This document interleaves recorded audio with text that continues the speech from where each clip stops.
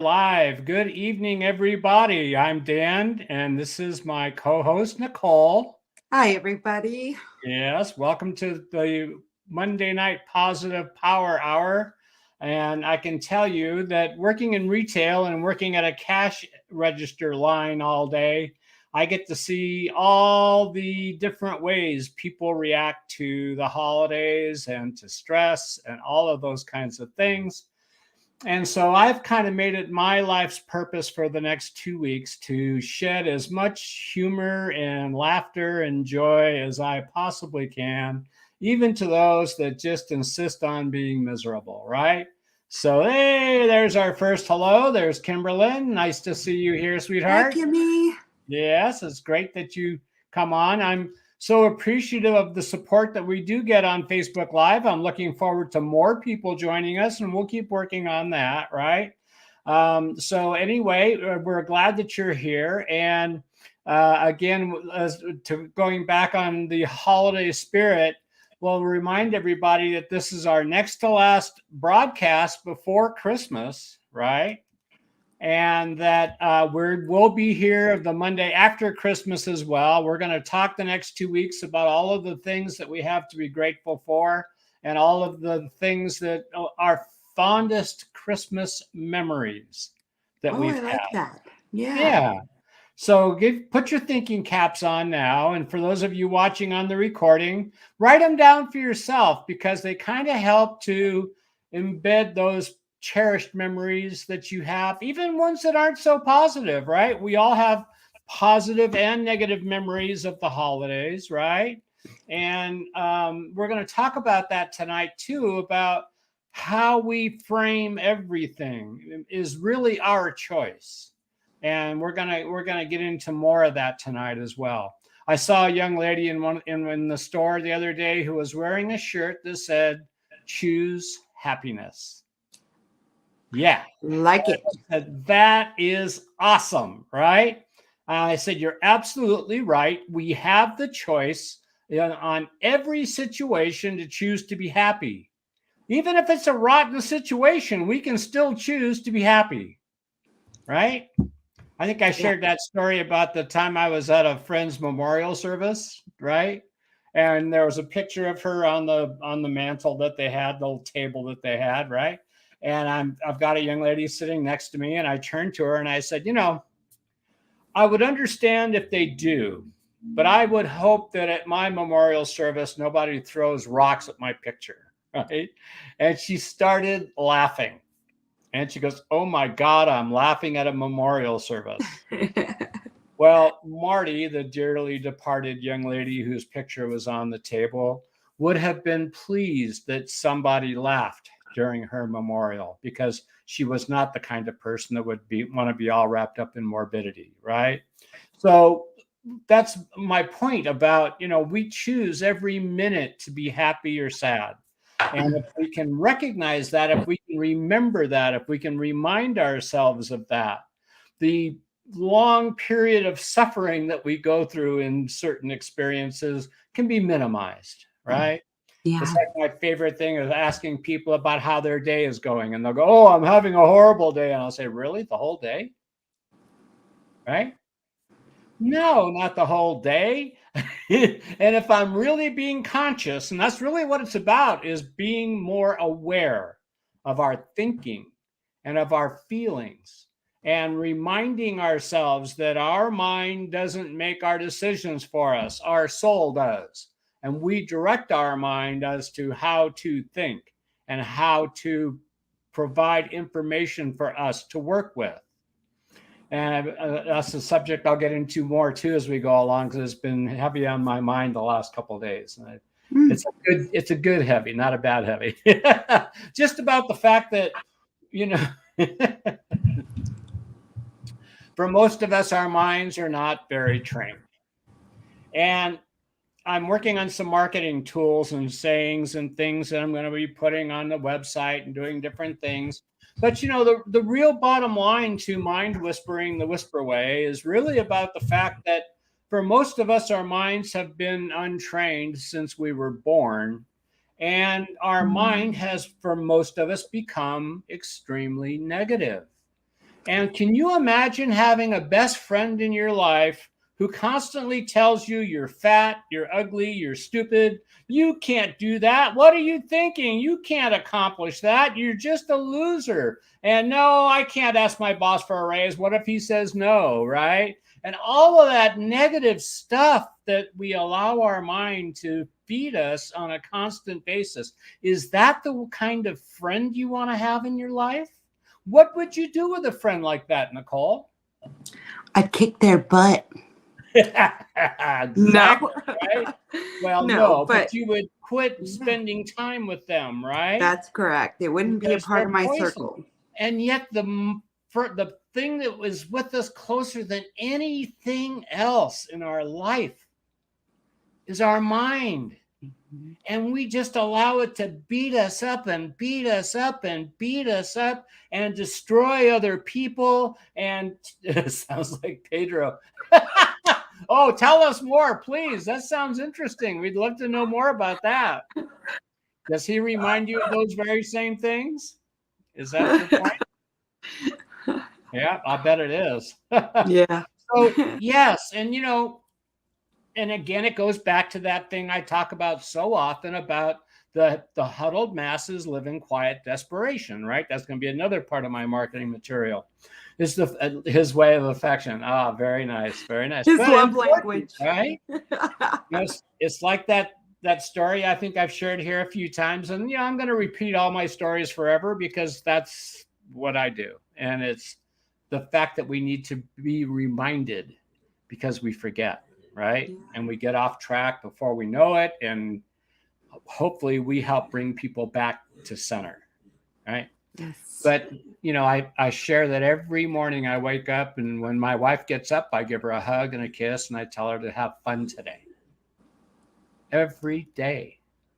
And every once in a while I'll say to her, I say, you must get sick of hearing that. And she says, no, I need to be reminded. Yes. Right? Yes. And so that's what Pedro is doing with Kimmy, I'm assuming, correct? Mm-hmm. And, having been a person that lived in drama, having been a person that had horrible self-esteem, who had a mind that would beat me up like nobody's business, and knowing how that made me feel and the kind of life I was living because of all of that makes me so grateful today that I got to learn the things that I keep sharing with all of you, in hopes that you don't have to go through that same torment that I did. And what I got to understand, I thought it was just me, that I was the only one that, had that kind of a negative mindset and thought absolutely horribly of myself. And what I've gotten to learn through the years by sharing and talking with people is that almost everybody feels like that. The amount of people that really have a good, healthy self-esteem is very rare. It's a very small percentage, but think of how much more difficult it is to create the kind of life you want, the kind of relationship you want with yourself, the kind of relationship you have with other people, the kind of relationship you have with your children, with your boss, with everything, everyone in your life, and how difficult it is to accomplish anything in your life if your mind is constantly telling you you can't do it. What do you think you're doing? Are you crazy? You can't do that. But your best friend would say what, Nicole? You can do it. Absolutely, you can do it. And there's no reason why you can't do it, right? Right. Your friend would tell you daily how beautiful you are. And I know that your best friend does that every day too, doesn't it? Yes, absolutely. Yeah. She has multiple the kind of husband that knows that that's the way you treat your partner, right? Yeah. Is constantly reinforce the positive. And that's what we have to do for ourselves. If we wait for somebody else to do it, you're going to be sitting on your bedside at your time of your transition going, God, I should have been nicer to myself. Yeah. Right? For sure. What are we waiting for? And that's really what I'm going to say on the website as well, is What are you waiting for? I have tools that can help you immediately feel calmer, to get that mind quieting down.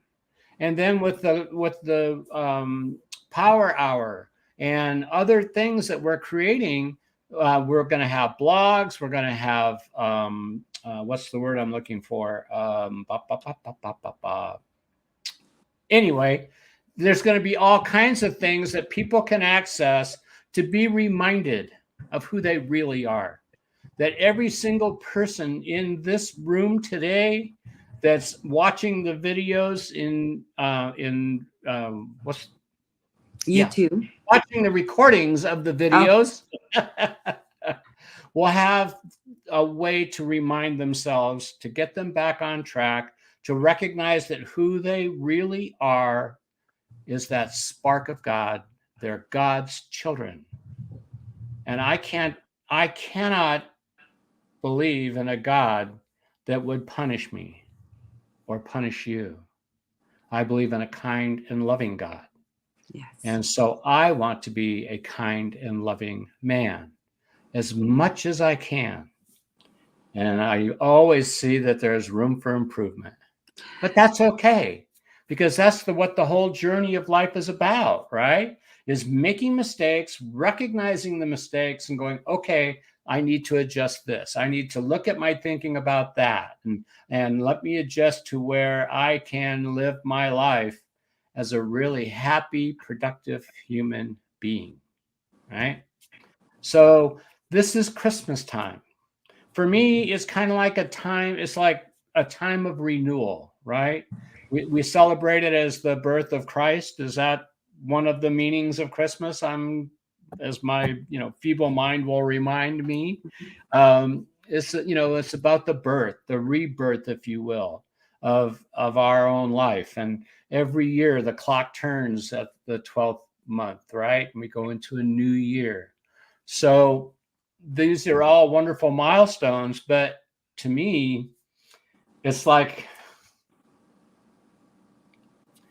I have a friend that constantly talks about how he has the ability, or he has the right to start over every day. And I said to him, I said, why don't we just start over every second? Why wait that long? Why not do a do-over immediately? Mm. If I find myself in not the kind of mindset I want to have, time out, stop. That's not the way I want to go. That's not the direction I want us to go in. I want to stay happy, joyous, and free. Yes. So, yeah, right? Yes. Yes, we all have that right, and we all have that ability, but it takes responsibility. It takes awareness of when you're in a bad place. It's like if you're driving around in a bad neighborhood and you recognize it's a bad neighborhood, what do? You get out of that neighborhood. Get out of it, right? Turn around. Yeah. And too often our minds are a bad neighborhood that nobody should go into alone, right? No. Get out. Yes, immediately. When in doubt, get out. Yes. So so that's what we all need to do is be more aware, first of all, of what do we want? Do we want to feel miserable? Because if we really examine ourselves, there's a part of us that does, or we wouldn't be there. Yeah. Right? So we have to, and that's what this whole inner search thing is, right? It's such an interesting dichotomy, isn't it? Is that we have to get out of ourselves and care more about other people, but we can't do that if we don't examine ourselves enough to recognize the baggage that we're holding on to like steamer trunks that are keeping us from being light and free to really being able to be of service to others, right? It's kind of like what we were talking about last week about the hero versus the guide. You remember that? Yes. And the hero, we think the hero is the one. Everybody wants to be a hero.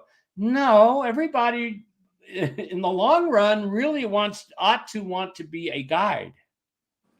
Because the hero is the flawed one who is going through this journey that says, I don't know if I can do this. I don't know if I can save the world from the Armageddon or whatever the heck is going on, right? And I don't know that I have the skills. I don't know if I have the tools. I don't know if I have the faith.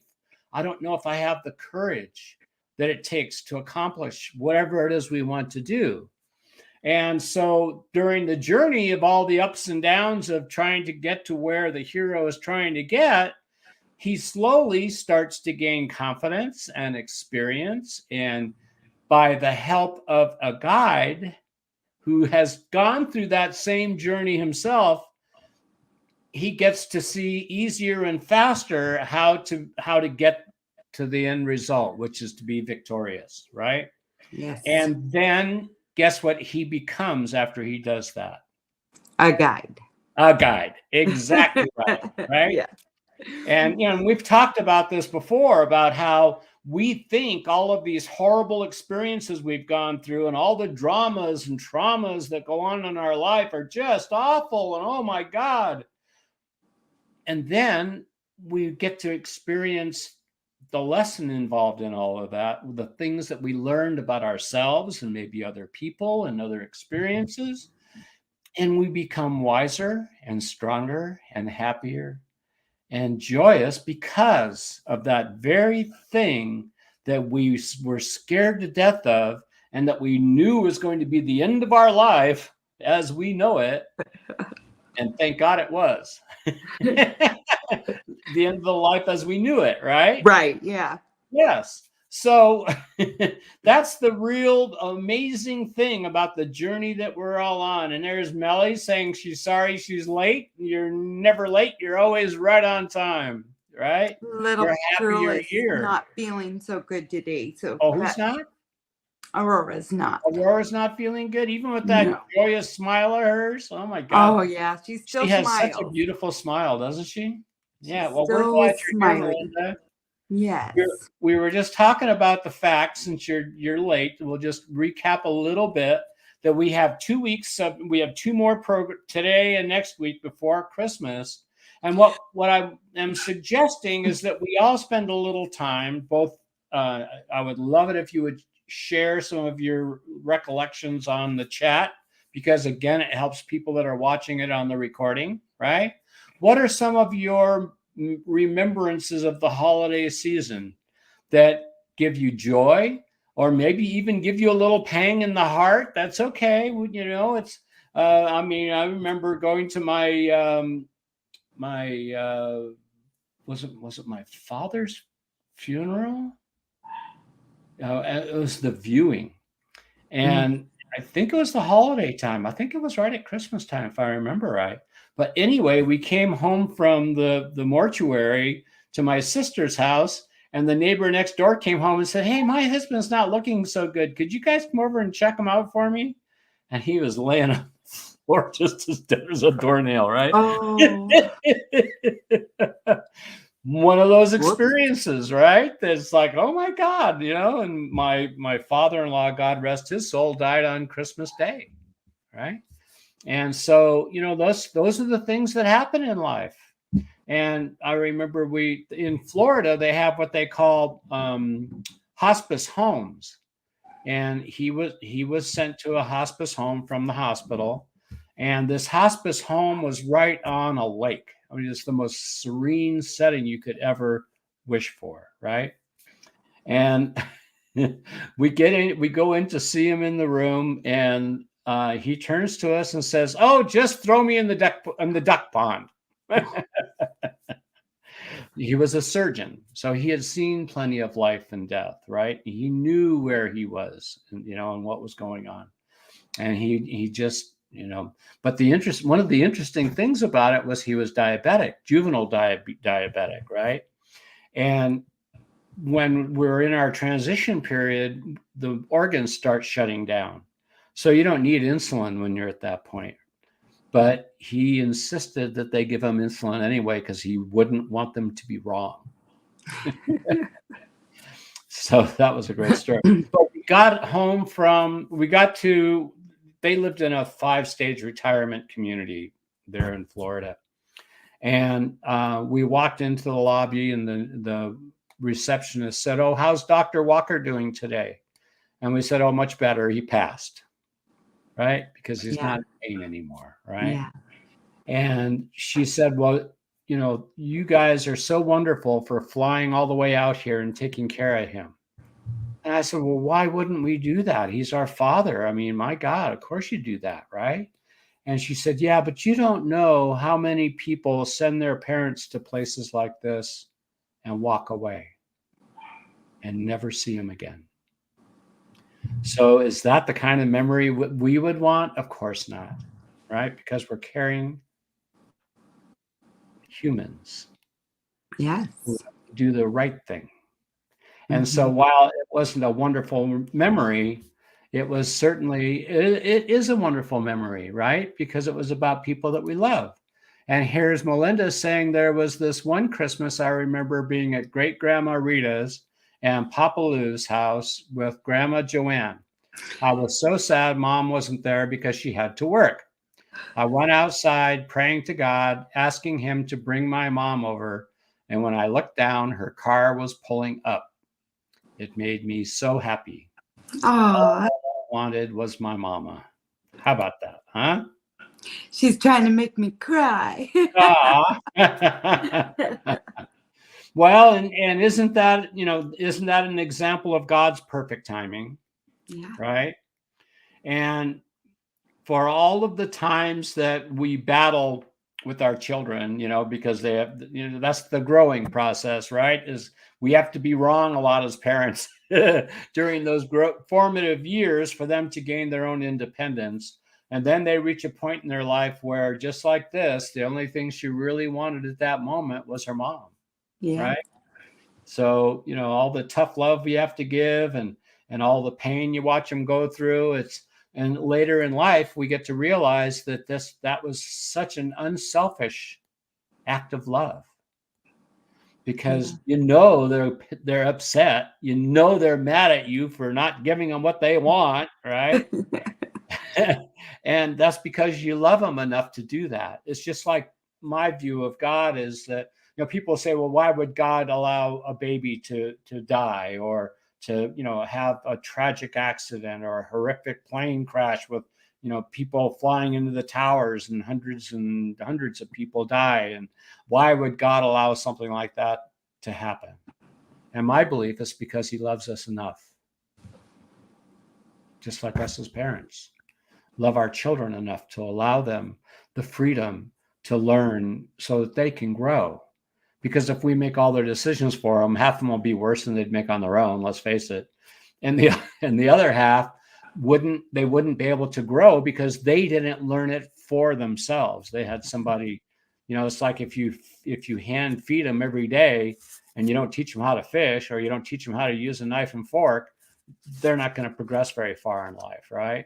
So those are some of the memories. That's a wonderful memory, Melinda, of your grandparents, and your mom, and your great grandparents, and your grandma Joanne. She loved her kids like crazy. I mean, and you got that from her, I know, Nicole. And she just loved her children so much, and I know you love yours as much, right? And Absolutely. that's the joy of being parents, and getting to have all of these experiences. So there's Melinda's. How about you, Kimberlyn? Do you have a favorite Christmas memory you want to share with us? There's that one for Melinda. So one of my favorite Christmas memories, let's see, which one would I have? I think my favorite Christmas memory was our last Christmas together at your I house. knew you were going to say that. Did you? Yeah, just because it's the last and the freshest in our minds, I think. Yeah. Well, my memory is no. Well, but and I share this story with people at the store all the time. In fact, it's been kind of. I started our program talking about the different ways people are expressing themselves coming through the checkout stands, right? Some of them are just stressed to no end, right? And there was this one couple, young couple, who she said, God, I'm just so stressed about this Christmas thing. And I shared with her, I said, well, we used to be like that. And then we decided some years ago, a couple years ago, whatever it was, I don't remember how long ago, but I just said, let's have Christmas 2 weeks after Christmas. That way you guys can go to your different parents and different friends and do all the running around you have to do on Christmas. And we can get together later. The sales are better after Christmas anyway. There's less crowd. There's no more stress because you've already got past all of that, right? And we all Traffic. Traffic, yep, stress. And so by the time we get together as a family for Christmas, everybody's calm and relaxed. We do a secret shopper thing, which Melinda set up, I think. Was she the one that found the secret shopper app? Secret Santa, yep. Secret Santa, yeah. And so every adult picks one adult to buy a present for. Yes. And we started out with $10 or $20, Yeah, something like that. It was some ridiculous amount. And none of us have ever followed that number anyway. But it's still much nicer than having to buy gifts for everybody in the family and maxing out your credit cards and being stressed out about the whole darn thing and losing the meaning of Christmas in the first place. That's right. So we get together, we're calm and relaxed. We have family, we have friends that have become part of our family, right? Yes. And that's a wonderful thing. And they all, and then something we started this year, which I really liked, was we took a few minutes for each one of us to share something that they felt close to their heart. And some people shared in ways I don't think I've ever heard them share before, right? Yep. And at the end, everybody was going, man, that was really cool. That was great. Love doing that, right? Yeah. And so that's our Christmas tradition that we enjoy so much now. And I'm really looking forward to doing it again this year. And I talked to Melinda about it, and she said, yep, as soon as they know their schedule, we'll get that moving forward. And I'm looking forward to it. And here, Kimberly, I think, is saying the same thing. I love all our Christmases together, but the one I vividly remember as being a great, oh, that's the same story. No, that's Kimberly. Oh, that's a new one. Grandma and great-grandpa's house, great-grandma and great-grandpa's house, and all the family would come, and I would just remember seeing everyone around the Christmas tree, and there were presents being thrown all around the room, and everyone just smiling and laughing. Yeah, that's and she literally meant throwing. They threw that the was presents. not an exaggeration at all. They threw them. Yeah. In fact, it was one of the conversations your mom and I had maybe a year or two into all of that chaos of gifts. I got tired of watching people open gifts and throwing the gifts and not even knowing who got what for whom. And it was just a big free-for-all, right? And I said, can't we do it a little calmer, a little nicer? And so we decided at that point that from that point on, we were going to have our own Christmas morning, and we would just open our own gifts, nice and quiet and calm. Each person would open one at a time so we could all enjoy the gift that they got. And to me, it was much nicer, right? And then we've carried it even further with the adult side of our Christmases. So yeah, and so I share that with some of the customers that come through the store, and several of them said, God, I would love to come to your house for Christmas. Well, it is an awful lot of fun, I must admit, but you can certainly do that for yourself, right? And then I reminded them that, one of the hardest things about making changes, like how you're going to have Christmas when it's your parents or your grandparents or great-grandparents that have set the rules and the traditions and how everything's going to be, we all have to set our own boundaries of how we want things to be.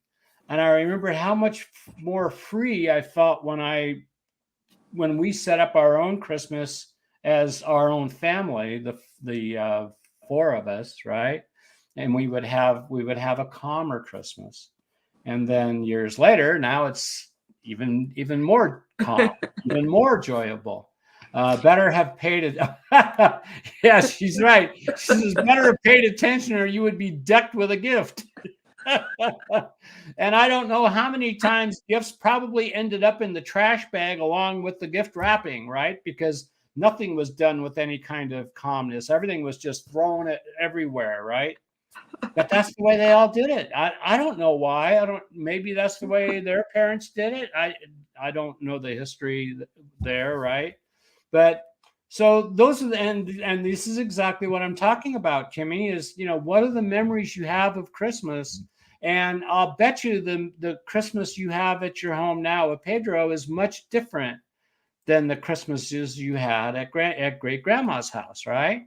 And probably because of the Christmases you had at great grandma's house. Yeah, I do remember the chaos, but I also remember there was like a sea of presents. Yeah. Some of the aunts and uncles went wild buying gifts, and they loved to do it, and it was great to see. But it was, and I think they were just trying to get through it so they could get to the dessert or the food or or go to the next house. Right. Yeah. Right. Yeah. And that was one of the other things is that, and I remember when you guys were little that we would have to go to 3 or 4 families' homes on Christmas Day. And if you didn't go, somebody was going to be upset that you didn't go, right? Yeah, for sure. And that's the stuff that caused so much stress. It was like, oh my goodness. So, I would say to like my mom and dad, guys, we'll see you later on Christmas Day. Would that be okay? Right. Right. Well, I'd rather have you in the morning, but if as long as we see it, well, yeah, right. So they're all willing to make adjustments. We just have to ask. Yeah. So, and she says, yeah, we don't have Christmas here until our family's Christmas. Aww. Wow. How about that? Well, yep. That's the tradition you're setting up, right? Yeah. And, to me, what's important is a family gathering. It's not about, it's not a religious cause to us. It's not about, it's just more about, like I talk about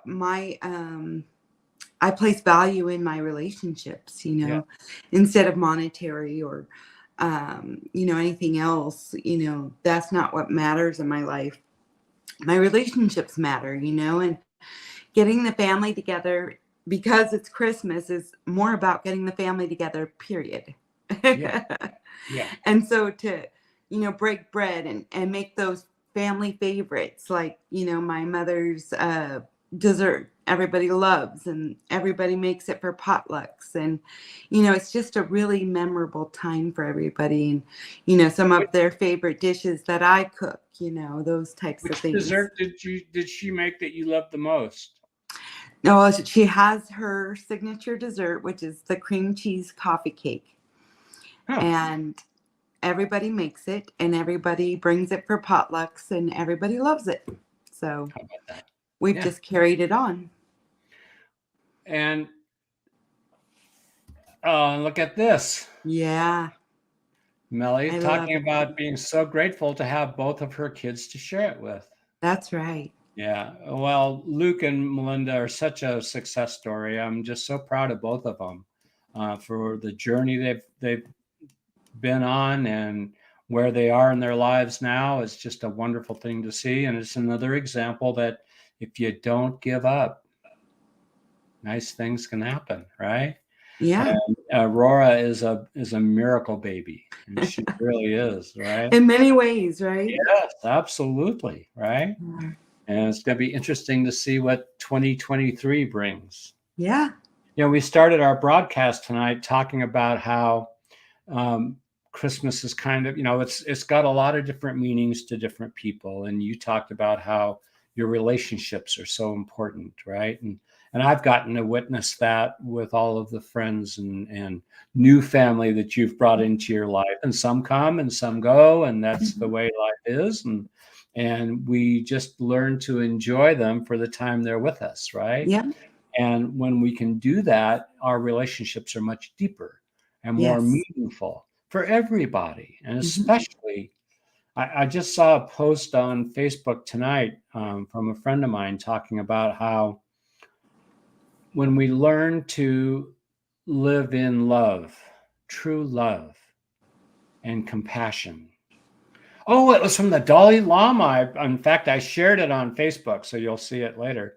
But I love the Dalai Lama's posts because they are so insightful and so spot on, right? And he talked about those who live in love and compassion are healthier and happier and more caring about other people. And those that are consumed with hate have poor health and no joy, just darkness in their life, right? So again, which one do you want? What do you choose, right? It's like that t-shirt we talked about in the beginning of our show tonight, right? Choose happiness. It sounds so simple. And, I can hear some people going, well, yeah, it sounds simple, but it's not that easy. Well, no, not in the beginning, right? But really it is. It's just like meditation. My teacher always talks about how, especially us Westerners, will complain about how meditation is so hard. And he says, what's so hard about it? You sit in a chair for 3 hours. You do that for a movie, for God's sakes, right? It's not hard. But we have developed the idea that it's hard. And, we get this idea that life should be a struggle and you have to fight your way through it. You got to, okay. Or you could just row the boat gently down the stream, right? So, yes. So, Melinda, I love your saying about being so grateful to have both of your children. And, I know it makes your mom tickle and kind of smile too, because she understands that feeling that only a mother would understand. Us guys, we can only understand it maybe that much, right? But a mother's love is something so deep and so special. And Melinda, I'm sure you can think of your mom when you think of your children and realize that the tradition has passed the torch, to the next generation. Yes. And Aurora is already, and both of your children are just so special. I mean, my God, you are such a blessed mom, right? And we all are blessed if we'll allow ourselves to remember that, right? Especially during, Absolutely. Yeah. And if we, it's like I have a friend that her whole business is about doing workshops on gratitude. I like to it. help people get clear about all the things they have to be grateful for, right? And I say it all the time. If you thought about all of the things you have to be grateful for, you wouldn't have any time to think of anything else because there's so much to be grateful for. I went to the doctors with this face thing that I was going through. By the way, looks better, right, everybody? Not so ugly now, right? Well, no, just kidding. Well, yeah. Not well, yeah. It's not any. It's not. Anyway, all of the red is gone, and the skin is very, very soft. Just like I told you, it gets to be like a baby's butt when you get done with it. But the chemical peel, as you all got to see and I got to feel, wasn't very pretty, and it really hurt. I couldn't even wear a mask to go to work, so I just said, "Screw it! I'm staying home for 4 days." Right? But where was I going with that? There was a point. I know there was. Totally gone, right? But that too, but what I knew was that was going to pass, right? And people at work, before I took the 4 days off, they'd come up to me, "Are you okay? Are you all right?" And I said, "Yeah, it's just a skin. It's like a skin peel. What do they call it? A chemical peel?" Yeah. That women will get to get rid of the coarser skin, right? And get that baby butt feeling, right? But this is microdermabrasions are like that too. dermabrasion. Yeah, that's exactly right. Yeah. And it's just like that, just probably a little more intense than what that is, right? But from where it was last week to where it is today, it's like a huge difference. And I knew that going through it. So it wasn't like I was concerned that, oh my God, there's something wrong. And I just knew it was the reaction to the treatment. Now I get to go to the doctor on this Wednesday, my dermatologist, and I'll show him the pictures, which I sent to him by email, but God knows whether a doctor ever sees an email or not, right? And we'll discuss why it got that bad and whether that means that there's more work I need to do to make sure I keep this under control, or that it's just excuse me, or it's just that severe a treatment. But you know what? I'll do it again. It won't stop me from doing it, right? Because why in the world would I put myself through such misery and quit halfway through? It doesn't make any sense to me. And I was talking about gratitude. Yeah. Well, and I was talking about gratitude. Well, we were talking about gratitude, about recognizing that if you think about all the things you have to be grateful for, you wouldn't have time to think about anything else, right? So yes, and I'm grateful. It's like the cancer. I was so grateful that they caught it when they did, and it turned out to be nothing, right? And I always downplay it, and my doctors say, Dan, what you went through was really serious, right? And I said, yeah, I know, but I got through it just fine, right? And I think I shared that story about the woman at the store that I worked in, that I was explaining to her what was going to be happening with the surgery and all that kind of stuff. And I had told her that, the way I look at it is, it's, if they caught it early, problem solved. And if they caught it late, problem solved. Either way, it's right. That's what I wanted to talk about tonight. Thank you. We got there. Yay! That is this. Well, it only took 42 minutes. It's okay. Oh, we're doing all right, right?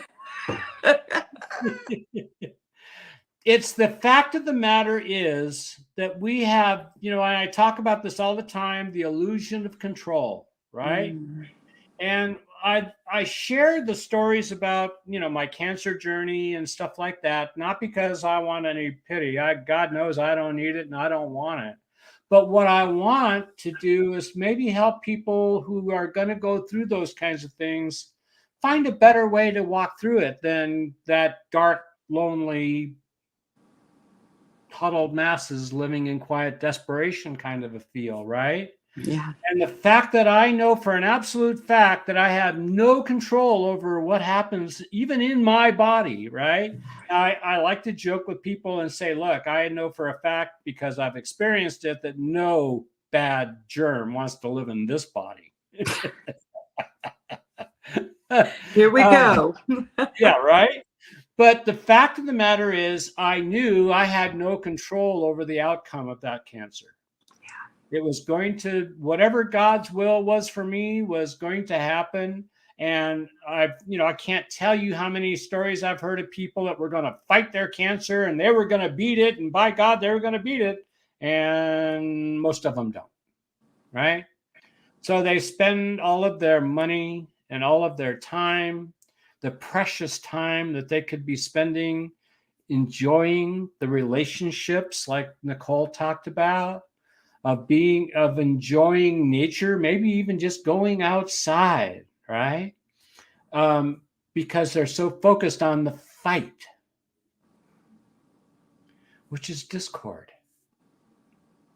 It's tension. How can the body heal that way?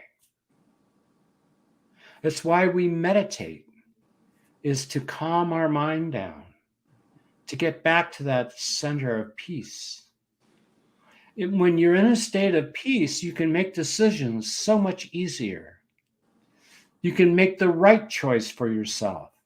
You get to listen to that intuitive side of yourself that we most of the time don't hear because our mind is talking so loudly to us that we can't hear God's subtle voice right inside us, right?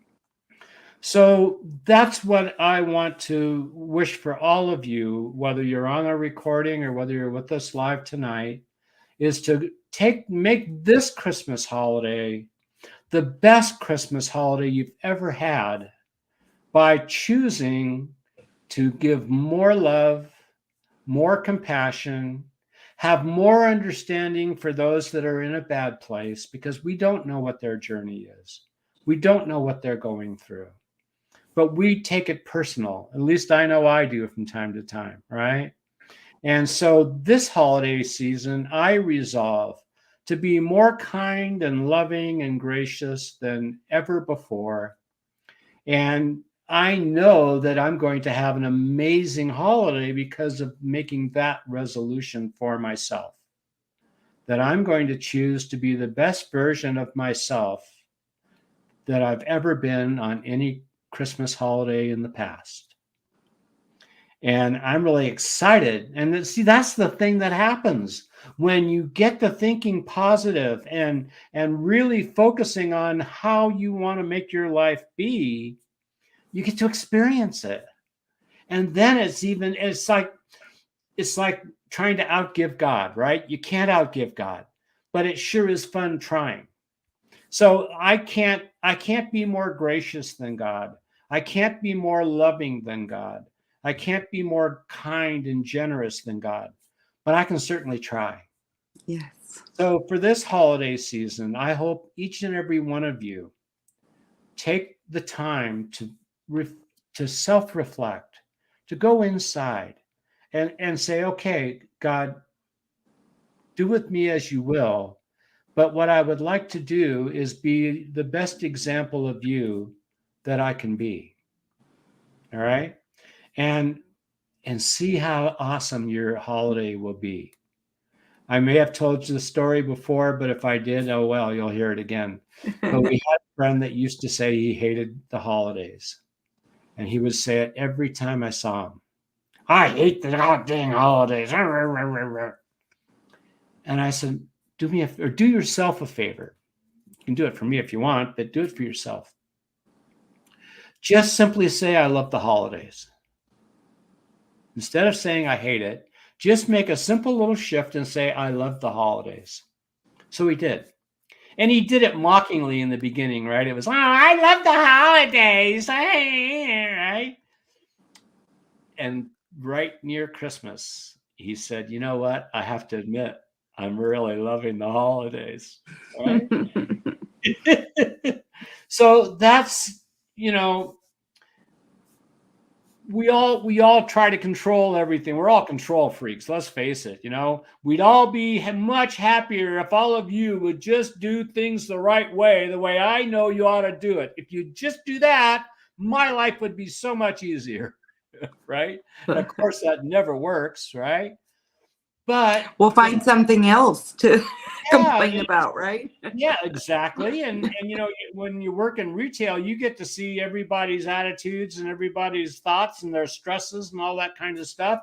And every once in a while I react wrongly from the way I want to react, right? When the way I want to react is just to smile and give them a little love. Right? And I've practiced that more this year than I've ever practiced it before. Now, you can all say, well, that's because you're old now, Grandpa, and you can just do whatever, Yeah, it's true. But what I would hope is that hearing these things might help you to say, well, I could do that too, because you can, right? I didn't grow up with that kind of environment, right? I didn't have, my mom and dad were wonderful people, don't get me wrong, but they came from a different time, a different era, a different mindset in people, right? And as much as they were loving, kind people, they didn't know how to express these kinds of things, and my dad would talk about, in years later, he would say, well, we were just never raised with talking about things to everybody. And I said, yeah, you just kept it all inside, right? He goes, yeah. And he said, I knew we should have gone into therapy, but we never did, right? So again, we're at 6:49. We much longer than last time, Nicole, and we didn't even know where we were going to go tonight. Well, I kind of had some ideas, right?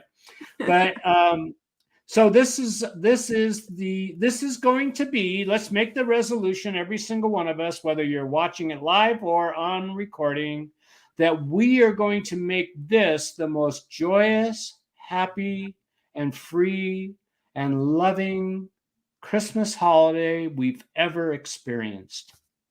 Is everybody up for that? I'm Give me up a for it. thumbs up if you're up Let's for do that. it. Let's A, do a it. like or something, right? Give me a like in the Yeah. chat. A love. In fact, put a love heart on your chat. Yeah. Yeah. In the Well, chat. Yeah. yeah, we'll get there. All right. Yeah. So next week we'll go in even deeper. In fact, next week, what I'd love to hear is what kinds of things have you noticed by giving Yes. that attitude for yourself to say, I am going to be the example of love and kindness and gentleness, right? Yeah, 4 stars, Yeah. 4 hearts. That's what I like to see. That's right. All right, you guys, have a wonderful week. I hope to see you all very soon. And I love everybody so much. And we'll see you next Monday. Take care. You forgot one thing. Oh, if you see somebody without a smile, give them one of yours. One of yours. Yes. All right. Yay. Bye, everybody. Bye. See you next week. Time.